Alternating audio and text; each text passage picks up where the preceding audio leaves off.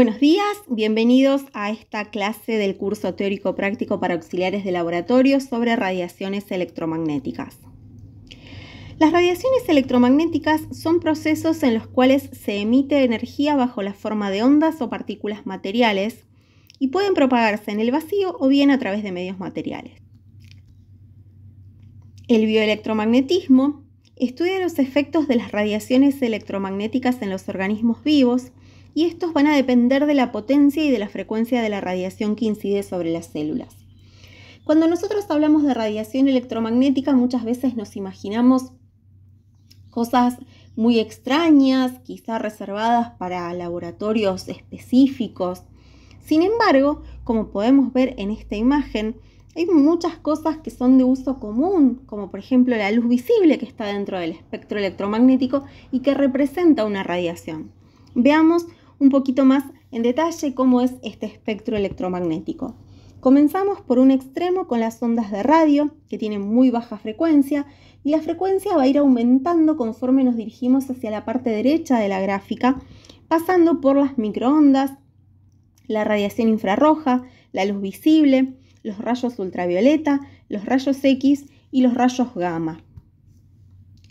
Las consecuencias para la salud asociadas a las radiaciones electromagnéticas van a depender de qué parte del espectro nosotros estemos analizando.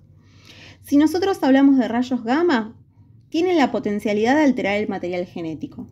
Los rayos X van a ser dosis dependiente, por lo cual la radiación no va a producir el mismo efecto si es poca radiación, como por ejemplo la que se recibe tras una radiografía simple, que es prácticamente despreciable, a la radiación de una tomografía, que tiene consecuencias nocivas, como por ejemplo también la alteración del material genético.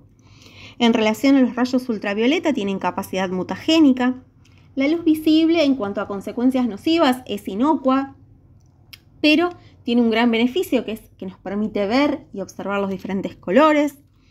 Los rayos infrarrojos producen calor, por ejemplo, la radiación infrarroja del sol es lo que nosotros sentimos como calor, y además se los emplea, por ejemplo, en fisioterapia para algunos tratamientos específicos. En cuanto a las microondas y las ondas de radio, la frecuencia es tan baja que son inocuas para el ser humano. Para censar, para evaluar las radiaciones electromagnéticas presentes en el aire, nosotros disponemos de un sensor, que es el que les presento en esta imagen, que evalúa tres variables diferentes: energía, campo eléctrico y campo magnético, pero tiene la particularidad de censar radiaciones de baja frecuencia solamente.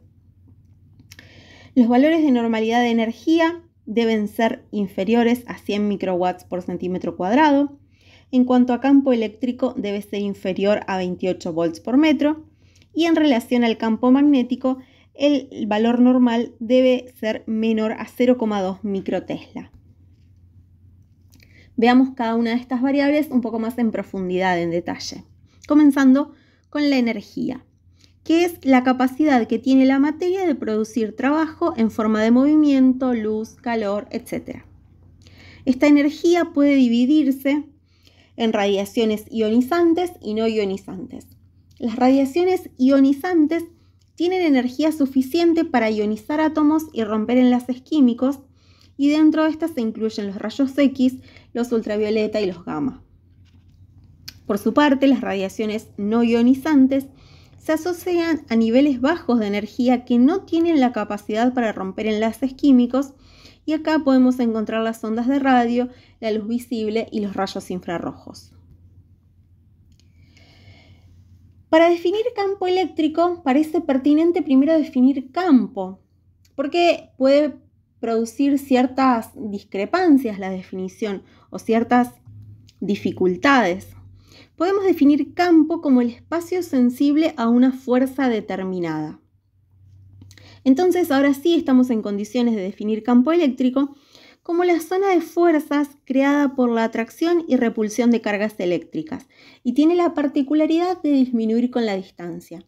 O sea, el campo, las fuerzas, sea de atracción o de repulsión, serán mucho mayores cuanto menor sea el campo.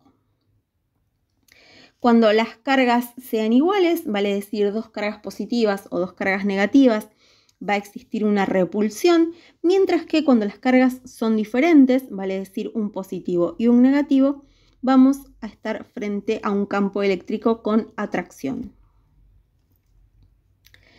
El campo magnético, por su parte, es un espacio sensible a la energía producida por electrones en movimiento y el momento magnético intrínseco de las partículas elementales asociadas con su spin.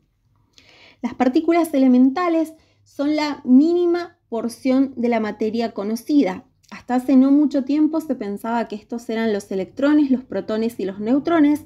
Sin embargo, hoy se sabe que ya no son partículas elementales porque están constituidas por partículas aún menores.